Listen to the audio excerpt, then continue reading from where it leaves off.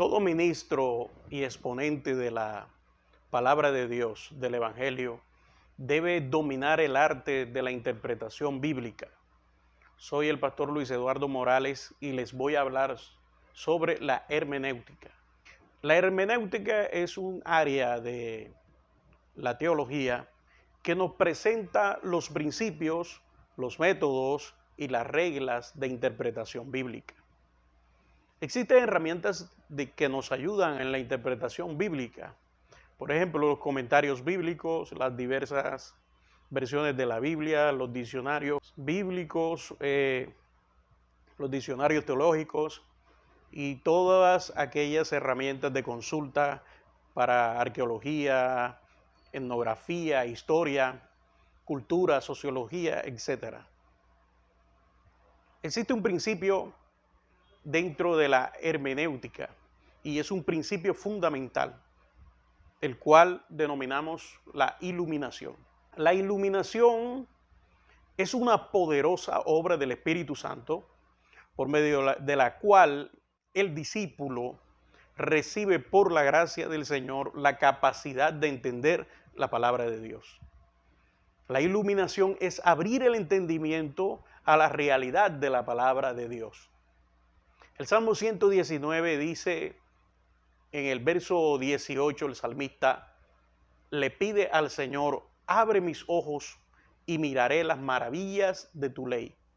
Es decir, que la iluminación del Espíritu Santo es una necesidad para todo el ser humano. Dios ha provisto la realidad de la iluminación que se haga por medio del Espíritu Santo. Jesucristo le dijo a sus discípulos que enviaría al Consolador para que nos enseñara todas las cosas y nos recordara todo lo que Él había dicho. Sin embargo, la iluminación no es un proceso automático. Se da por medio del estudio diligente de la palabra de Dios.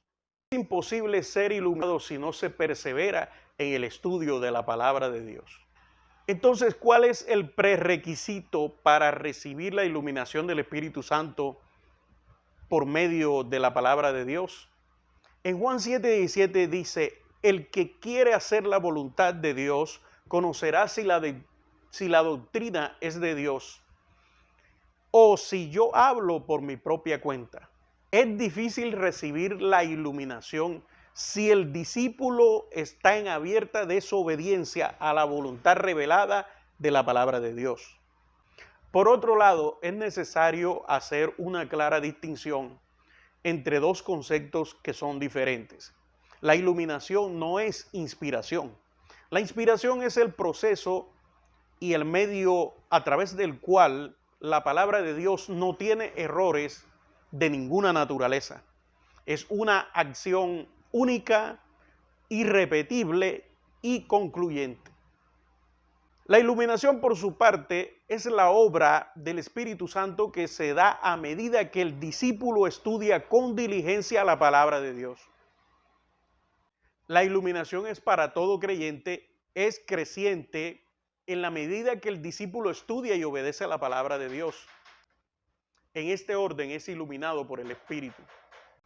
El principio básico de la hermenéutica. La Biblia es su propio intérprete. Al estudiar cualquier pasaje de la Biblia, se debe de manera obligada leer otros versículos que estén en relación directa con el que se está examinando. Estos versículos son llamados pasajes paralelos. Existen reglas para la interpretación bíblica. La regla número 1 es considerar el sentido de las palabras. Los escritores de la Biblia usaron un lenguaje común y corriente, es decir, que usaron palabras cotidianas de fácil comprensión. Por ejemplo, un río significa un río, un caballo significa un caballo, y así sucesivamente. Pero tanto como el hebreo o como el griego tienen una serie de modismos y figuras retóricas, tales como las parábolas, los símiles, las expresiones simbólicas, etc. Por esto se tiene que tener en cuenta el sentido figurado de cada palabra. ¿Cómo se puede conocer el sentido literal o el sentido figurado de una palabra? Primero, el mismo texto puede aclarar el sentido de la palabra que se está estudiando. Segundo, los versículos que rodean el versículo estudiado también pueden dar luz de lo que significa la palabra. Por ejemplo, en Juan capítulo 7, versículo 38, dice, el que cree en mí, como dice la escritura, de su interior correrán ríos de agua viva. El término ríos de agua viva es explicado en el versículo 7:39. Dice, esto dijo del Espíritu que había de recibir los creyentes en él. En Mateo 16:6 dice, guárdense de la levadura de los fariseos. Esa expresión es explicada en el verso 11 y 12. Otro modo de determinar si el lenguaje es figurado es considerar el contexto general de la palabra. El lenguaje de un pasaje no es literal cuando al querer interpretar de manera literal es imposible. Es decir, que si se quiere interpretar literalmente, la interpretación sería absurda, no tendría un sentido claro. Por ejemplo, en Juan 6:53 dice, si no comen de mi carne, de la carne del Hijo del Hombre, y beben de su sangre, no tendrán vida en ustedes. Y querer interpretar literalmente este versículo es absurdo, porque determinaría un canibalismo antibíblico y por lo tanto el sentido es figurado. Primera de Timoteo 1:13 por su parte dice, habiendo sido blasfemo, perseguidor, injuriador, mas fui recibido a misericordia. Este pasaje interpretado de manera literal no soporta otra interpretación que no sea literal. En Cantar 1:9, por ejemplo, dice, a yegua de carros del faraón te he comparado, amiga mía. Este versículo debe ser interpretado como un lenguaje figurado. Toda palabra bíblica solo puede tener una sola y única interpretación.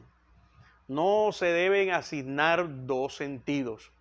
Sin embargo, una misma palabra puede tener más de una aplicación particular para una situación específica. Por ejemplo, la palabra carne puede tener varios significados. El significado que es determinado por el contexto inmediato o la enseñanza general de la palabra de Dios. De allí que no se puede asignar a un texto específico todos los significados que pueden encontrarse en otros textos. ¿Cómo se puede encontrar el significado de una palabra específica? Lo podemos hacer por medio de las ayudas de interpretación bíblica, como son el consultar un diccionario de castellano o consultar un diccionario bíblico o un comentario bíblico. Regla número 2. Determinar el propósito del autor. Primero, debemos considerar el testamento. De manera básica, el Antiguo Testamento es la preparación del Nuevo Testamento, mientras que el Nuevo Testamento es el cumplimiento del Antiguo Testamento. Por ejemplo, la palabra fe tiene un sentido especial en el Antiguo Testamento que es diferente al Nuevo Testamento. En el Antiguo Testamento el término de la fe tiene una connotación de fidelidad y de lealtad, mientras que en el Nuevo Testamento su connotación es especial y es confiar o es una creencia. Segundo, debemos considerar la idea central de cada libro. Por ejemplo, la idea central del libro de Hebreos es lo mejor es Cristo. Tercero, debemos considerar al autor del libro. Cada autor tiene sus propias particularidades. Por consiguiente, usa palabras de acuerdo a sus particularidades. Por ejemplo, Juan usa el término creer no en el sentido de aceptación o afirmación mental de la realidad, sino que es el pleno sentido de confiar en Dios. Regla número 3. Considerar el contexto de cada pasaje. El contexto son los versículos que se encuentran antes y después del texto que se está estudiando. Hay varios tipos de contexto. El contexto puede ser, primero, un contexto inmediato. Son aquellos versículos que rodean de modo inmediato el texto que se está estudiando. El contexto mediato son los capítulos que rodean el texto o el versículo que se está estudiando. El contexto testamentario es el testamento en el cual se encuentra el texto que se está estudiando. Y el contexto general es toda la Biblia. El contexto nos brinda la información necesaria para interpretar de manera correcta el versículo específico que estamos estudiando. Por consiguiente, no debe ser interpretado un texto de manera aislada de su contexto, a excepción del libro de los Proverbios, donde la mayoría de los versículos son unidades independientes. Regla número 4. Todo pasaje bíblico debe ser interpretado a la luz de los pasajes paralelos. Los pasajes son aquellos textos bíblicos que tratan el mismo tema o un mismo incidente. Por ser pasajes paralelos, un pasaje debe ser interpretado a la luz del otro. De manera general, el pasaje paralelo complementa, explica o aclara el sentido y el significado del pasaje que se está estudiando. La regla número 5 es la armonía. Todo pasaje debe ser interpretado de acuerdo a la enseñanza general de la palabra de Dios. La palabra de Dios es una unidad de pensamiento. Aunque tiene diversidad de temas, todos ellos están en perfecto, completa y total armonía. Y esto implica que no se debe tomar un texto, pasaje, porción de la Biblia para afirmar una doctrina, una enseñanza o una práctica que se encuentre en contrasentido del total de la Escritura. La regla número 6 es revisar la gramática básica del texto, los signos de puntuación, las conjunciones, los gerundios, los participios, que son los términos gramaticales que se usan mucho en la Biblia. La regla número 7 nos dice que debemos distinguir las realidades. No se deben confundir las cosas, dándoles un sentido o una interpretación que pertenece a otra. Por ejemplo, aplicar un principio cotidiano de la conducta del Antiguo Testamento a los creyentes del Nuevo Testamento no se puede hacer.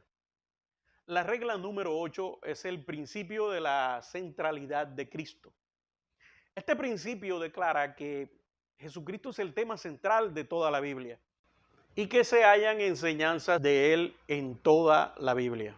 La regla número 9 son los principios de doble referencia. El principio de doble referencia declara que un pasaje puede referirse a una persona, a una cosa o a un evento primario y a la vez a una persona, a una cosa o un evento secundario. Primario es la primera persona, la cosa o el evento al que se refiere el pasaje. Secundario quiere decir la segunda persona, la cosa o evento a la cual se refiere el pasaje. No significa que sea menos importante que el primario, sino que es secundario en referencia a la interpretación del pasaje. Oseas capítulo 11, versículo 1, Dios se refiere a Israel como un muchacho y como su hijo. En este pasaje Dios llama a Israel de Egipto. Este pasaje en su referencia primaria se refiere a la ocasión que Dios liberó a su pueblo de la esclavitud de Egipto. En Mateo 2, 13, 15 se encuentra la referencia secundaria. La profecía de Egipto, llamé a mi hijo, se refiere a Jesucristo. Este evento ocurrió cuando la familia de Jesús regresó de Egipto después de la muerte de Herodes. Esto es la referencia secundaria del mismo pasaje de Oseas capítulo 11, versículo 1. La regla número 10 es el principio de la primera mención. Este principio enseña que la primera mención de un tema, un asunto o una persona da la clave para entender el resto que está en la palabra de Dios. De allí que podemos entender un tema, un asunto, un personaje al revisar con cuidado la primera mención de tal tema. Esta es la primera mención y es la clave para entender el tema, el asunto o la persona. Por ejemplo, Génesis 3.1, la primera mención de Satanás, es la primera mención que nos indica su naturaleza, la astucia. En Génesis 3.1 se encuentran las primeras palabras de Satanás, que le pregunta a Eva con que Dios les ha dicho que no coman del árbol. Esto muestra que la actividad básica de Satanás es oponerse a la palabra de Dios. Génesis 3.4 menciona la primera mentira en la Biblia y salió de los labios de Satanás, lo que muestra el método la fundamental de sus acciones, que es la mentira en todos los modos y maneras. La regla número 11 es el principio del intervalo. Este principio afirma, en ciertos pasajes se mencionan dos eventos que están separados por un largo intervalo de tiempo que no se menciona. No entender este principio determina que se interpretan dos sucesos o acontecimientos como simultáneos o sucesivos, cuando en realidad existe un periodo de tiempo entre los dos. Por ejemplo, Primera de Pedro 1, 10 al 11 habla de los sufrimientos de los cristianos y la gloria que vendrá. Entre los sufrimientos y la gloria existe un largo periodo de tiempo. Por ejemplo, Lucas 1, 31 al 33 también tiene dos eventos relacionados con Jesús. Su nacimiento, que está separado por un intervalo de su reinado sobre Israel. Métodos de la hermenéutica. Los métodos más usados en la hermenéutica son 4 métodos: el literalista, el alegórico, el dogmático y el gramático histórico. El método literalista es un método que también se llama hiperliteralista o letrista. Descansa sobre el postulado de que un texto ha de entenderse siempre en su sentido literal, a menos que ello sea razonablemente inadmisible, como sucede en el caso de las metáforas, las fábulas, los símbolos y las figuras del lenguaje. El segundo método es el alegórico. La alegoría es una ficción mediante la cual una cosa representa o simboliza otra distinta. Puede considerarse como una metáfora ampliada y su uso se ha generalizado tanto en la literatura religiosa como en la secular cuando se ha querido expresar verdades metafísicas, es decir, ideas abstractas o difíciles de comprender. Por este método, toda clase de texto, incluidos los históricos y los que claramente tienen un significado literal, han de interpretarse sacando de ellos un significado distinto, oculto a simple vista y pretendidamente más rico y profundo. La interpretación dogmática se ha practicado y se practica aún en mayor o menor grado de las confesiones o los credos cristianos. Pero ha caracterizado de modo especial al catolicismo romano, ya que para ellos la escritura no es el único principio del conocimiento, sino también que lo es el dogma o la doctrina revelada por Dios o puesta por la iglesia. El método gramático histórico es el primero de los métodos para la práctica de una exégesis bíblica objetiva. Como su mismo título lo indica, tiene por objetivo hallar el significado de un texto sobre la base de lo que la palabra expresa en su sentido llano y simple a la luz del contexto histórico en que fueron escritas. La interpretación se efectúa de acuerdo a las reglas semánticas, gramaticales comunes a la exégesis de cualquier texto literario, en el marco de la situación del autor y de los lectores de su tiempo.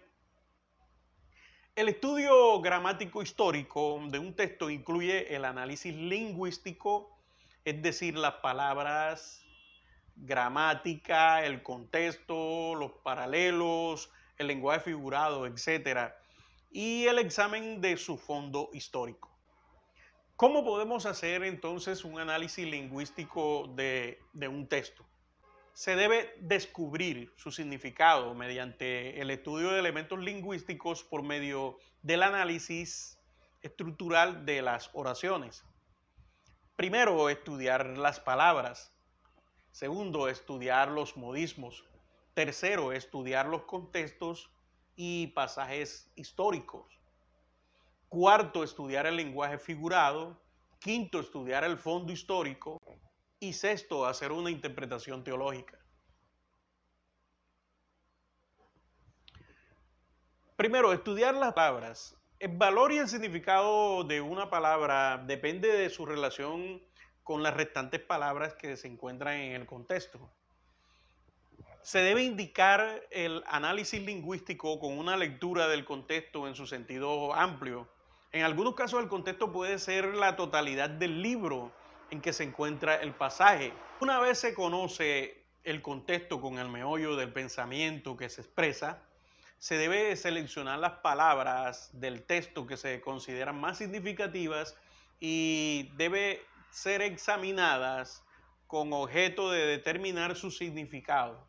Esto se hace de la siguiente manera, buscando en el diccionario bíblico, cotejando la diversidad de usos que el escritor le da a cada término en diferentes contextos mediante una concordancia, el significado dado por el propio autor a sus palabras. El sentido de muchos términos es determinado a menudo por otras palabras, expresiones o frases que se unen a las primeras como complemento. En algunos casos el sentido de las palabras se descubre por la vía de contraste o de oposición. Por ejemplo, en 2 Corintios capítulo 5, verso 2, dice, nuestra habitación celestial. Los pasajes paralelos serían Juan 14, 2, Lucas 16, 9, Hebreos 11, 10 y Apocalipsis 21, 10, que hablan sobre el cielo. El significado de una palabra debe determinarse teniendo en cuenta el marco cultural y las costumbres imperantes en la época en que se escribió el texto. Por ejemplo, Leviatán en el Salmo 74, verso 13, es un monstruo marino cananeo, como también en Job 41, verso 1, lo describe como un dragón. En segundo lugar, el estudio de los modismos. Los modismos son modos de hablar o de escribir que se suelen apartar en algo de las reglas de la gramática y que expresan ideas diferentes de lo que literalmente indican sus palabras. Todas las lenguas tienen los modismos. En español, por ejemplo, la frase ha perdido la cabeza significa que ha perdido la razón. La frase rabo de paja es tener mala conciencia. El hebreo y el griego tienen sus modismos y de no discernir y descubrir su sentido correcto, corremos el riesgo de interpretaciones erradas y a veces hasta disparatadas. En la Biblia aparecen diferentes clases de modismos. Podemos hablar del hebraísmo, uso de lo absoluto por lo relativo.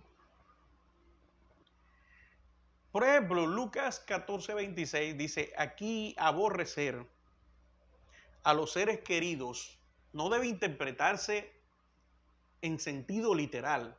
Se trata de una forma de expresar el amor superior que se debe a Jesucristo por encima de las demás personas. También hay modismos de filiación. Los modismos de filiación se usan cuando se dice de una persona es hijo de algo o de alguien y resulta evidente que la expresión no puede tomarse en sentido literal.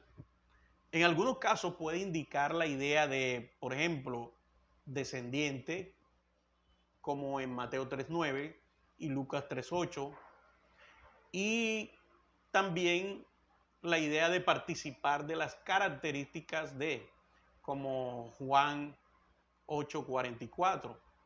Cuando hablamos de hijos de Dios, cuando se muestra la justicia y la misericordia de Dios. Cuando se trata de hijos de este mundo o de este siglo, son quienes comparten los criterios, los métodos sagaces y la forma de conducta de la sociedad secular, como aparece en Lucas 16:8 o 20:34. Los hijos de desobediencia, por ejemplo, son aquellos cuyo distintivo principal es la rebeldía contra Dios, como está escrito en Efesios 2:2. Hijo de perdición también simboliza el destino o la ruina de esa persona, como aparece en Juan 17:2, en Tesalonicenses 2:3. También podemos hablar de los modismos de tiempo. Uno de los más interesantes es el que hallamos en Mateo 12:40.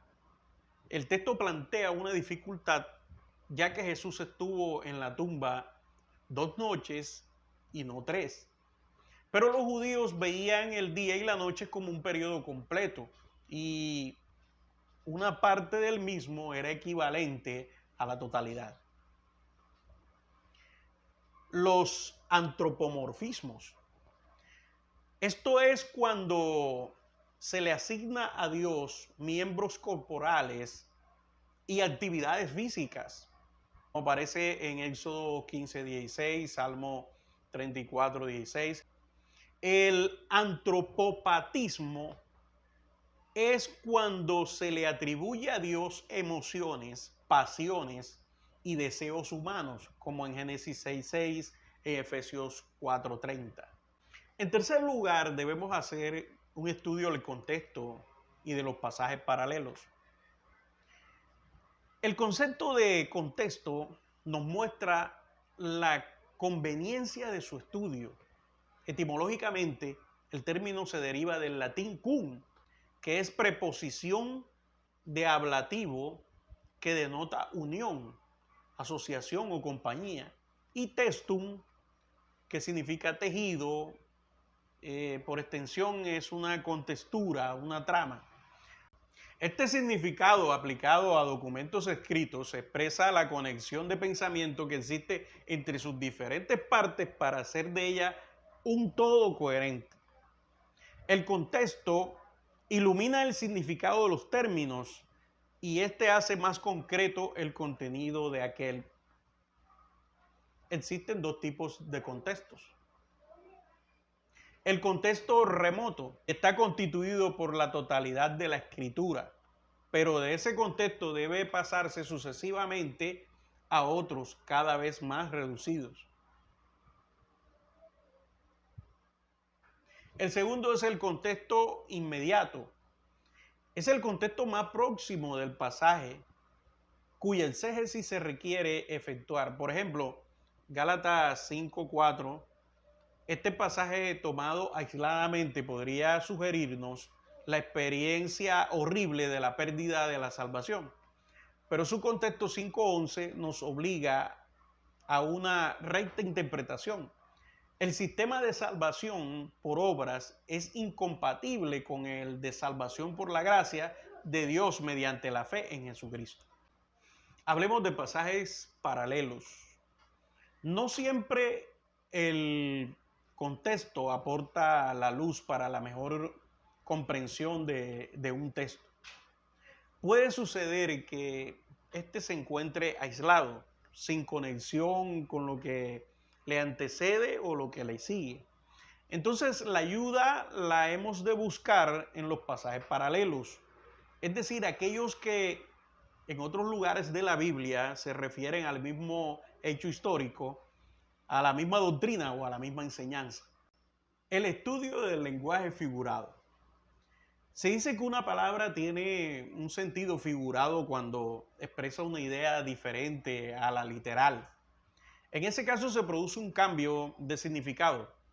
De allí que a las figuras de lenguaje se les dé también el nombre de tropos en griego, que significa vuelta al cambio. Los tropos son un medio insustituible para dar mayor viveza y elegancia de estilo, a veces con mayor claridad para el discurso o al texto que está escrito. Por ejemplo, sustituimos el lenguaje figurado de las grandes afirmaciones de Jesús sobre sí mismo por frases equivalentes o figuras y notamos la diferencia. Yo soy la luz del mundo, yo soy el mediador de la verdad y de la justicia que ha de salvar al mundo. Yo soy el pan de vida, yo soy lo que ustedes imprescindiblemente necesitan para tener vida. En las escrituras también encontramos las figuras simples de comparación. El símil. El símil consiste en una comparación formal. Normalmente va precedida de la conjugación como u otra equivalente entre dos objetos o acciones. Por ejemplo, el Salmo 42:1 dice: como el ciervo brama por las corrientes de las aguas, así clama por ti, Dios, el alma mía. El símil apunta a un solo objeto que se compara con otro, que también es único, al que sirve de aclaración o ilustración. La metáfora es una comparación implícita que no se expresa formalmente como el símil. No aparece en ella la conjunción como, y por ser más breve suele ser también más vigorosa, más aguda. Por ejemplo, de tipo antropomórfico, Isaías 59:1 dice: he aquí que no se ha acortado la mano de Jehová para salvar, ni se ha endurecido su oído para oír. También encontramos en las escrituras las figuras de dicción.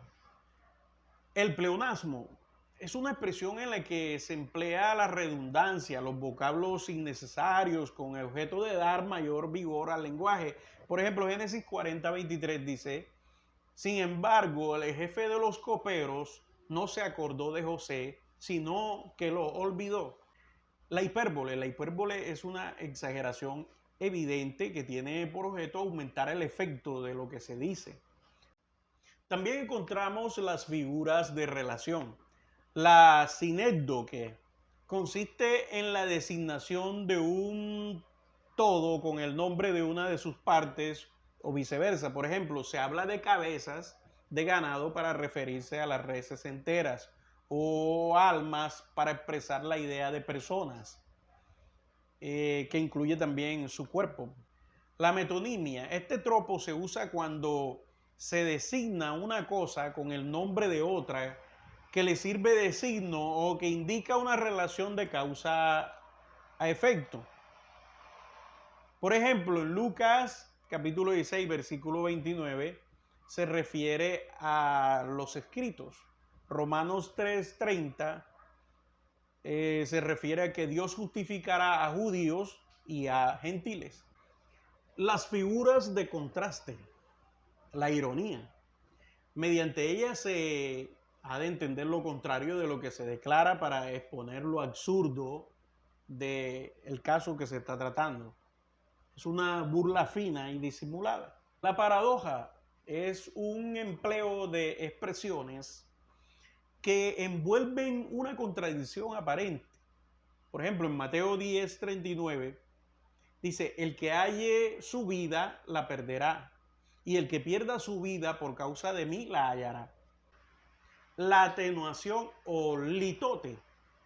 Esta figura consiste en no expresar directamente lo que se piensa, sino negando lo contrario de aquello que se quiere afirmar. Por ejemplo, en Hechos 1:5 dice, porque Juan ciertamente bautizó con agua, pero ustedes serán bautizados con el Espíritu Santo dentro de no muchos días, es decir, dentro de pocos días. El eufemismo es un modo de sugerir con disimulo, con decoro, las ideas cuya expresión franca y literal resultarían demasiado dura o malsonante. Por ejemplo, en Levíticos 18, verso 6, dice, ningún hombre se llegue a parienta próxima alguna para descubrir su desnudez. Yo Jehová. Figuras de índole personal. La personificación. La personificación consiste en atribuir características o acciones propias de personas a seres que no son personas. Por ejemplo, en el Salmo 114, 1 al 8, dice, cuando salió Israel de Egipto, la casa de Jacob, de un pueblo extranjero, Judá vino a ser su santuario e Israel su señorío. El mar lo vio y huyó. El Jordán se volvió atrás. Los montes saltaron como carneros, los collados como corderitos. Si vemos aquí a los montes, a los collados, se les da una connotación como si fueran personas. El apóstrofe es la interrupción del discurso para dirigirse a una persona o cosa personificada. Ejemplo, Salmo 114, 5 al 6 dice, ¿qué sucedió, mar, que huiste, y tú, Jordán, que volviste atrás? Aquí se le está hablando a elementos que no son personas, por ejemplo, el mar y los montes. En las Santas Escrituras también podemos encontrar figuras compuestas como la alegoría, la fábula, el enigma. La alegoría es una sucesión de metáforas, generalmente combinadas en forma de narración, de cuyo significado literal se prescinde. Su característica principal es la pluralidad de puntos de aplicación. A diferencia de la metáfora simple, en la que el punto de comparación y de aplicación es solamente uno. Por ejemplo, Juan 10, 7 al 18. Las metáforas aquí son pastor, oveja, rebaño, ladrones, asalariados. Cada una de esas alegorías expresa figuradamente una realidad de diferente tipo.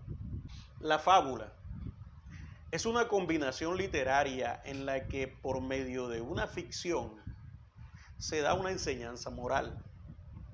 En ella intervienen seres inanimados o seres vivos, irracionales, que actúan, que hablan como si fuesen personas. En la Biblia solo están contenidas dos fábulas, en Jueces 9:1 y Segunda de Reyes, capítulo 14, verso 9. El enigma. El enigma es un dicho de sentido artificiosamente encubierto, cuyo propósito es precisamente intrigar, despertar el deseo de averiguar lo que se encubre, y se usa deliberadamente para probar la capacidad de comprensión de quien escucha. Por ejemplo, en Jueces 14:14, Juan 4:32, Lucas 22:36. Ahora hablemos de la tipología. Puede definirse como el establecimiento de conexiones históricas entre determinados hechos o cosas, es decir, los tipos del Antiguo Testamento y hechos, personas u objetos semejantes del Nuevo Testamento, que serían los antitipos. Esas conexiones corresponden al desarrollo de la revelación progresiva y tiene su fundamento en Dios mismo. Dios fue quien dispuso los elementos típicos del Antiguo Testamento de modo que entrañaran y prefiguraran las realidades que se manifestarían en la época neotestamentaria. Para hacer el uso adecuado de la tipología, es fundamental tener en cuenta las características esenciales de ella. Primero, tanto el tipo como el antitipo son realidades históricas que se corresponden. Si falta la realidad objetiva en el antitipo, ya no tenemos un caso de relación auténticamente tipológica. David y Goliat representan el valor cristiano, que es una cualidad moral. La serpiente de bronce representa a Cristo en la cruz. Entre el tipo y el antitipo debe haber algún punto importante de analogía. Aunque en la comparación de ambos aparezca también notables disimilitudes. Jonás es tipo de Cristo, como lo dice Mateo 12:40. Significa la permanencia del profeta. En tercer lugar, el tipo siempre tiene un carácter predictivo y descriptivo. Por ejemplo, cuando se dice es sombra de lo que ha de venir, como en Colosenses 2:17 o Hebreos 10:1. Llegando al estudio del fondo histórico, para tener una idea más o menos compleja del fondo histórico de un texto, es necesario recoger y comparar cuantos datos permita al intérprete acercarse al máximo a la situación en que dicho texto se enmarca. Destaquemos los datos más importantes para poder tener el estudio del fondo histórico. Primero, los datos geográficos. Si del cuadro de conjunto pasamos a examinar detalles de la geografía de Palestina, por ejemplo, el auxilio que recibimos para el exégesis es realmente inestable. Ejemplo de eso es Deuteronomios 11:29, 27:12, porque el espacio comprendido entre ambos montes de los que habla constituye un enorme anfiteatro natural con propiedades acústicas,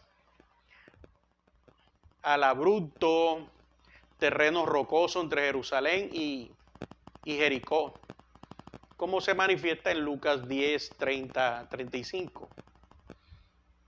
En segundo lugar, debemos examinar los datos de la época o el momento histórico, las circunstancias históricas, o sea, la política, la religión, la actividad social, que son relativas en un texto dado que son igualmente importantes.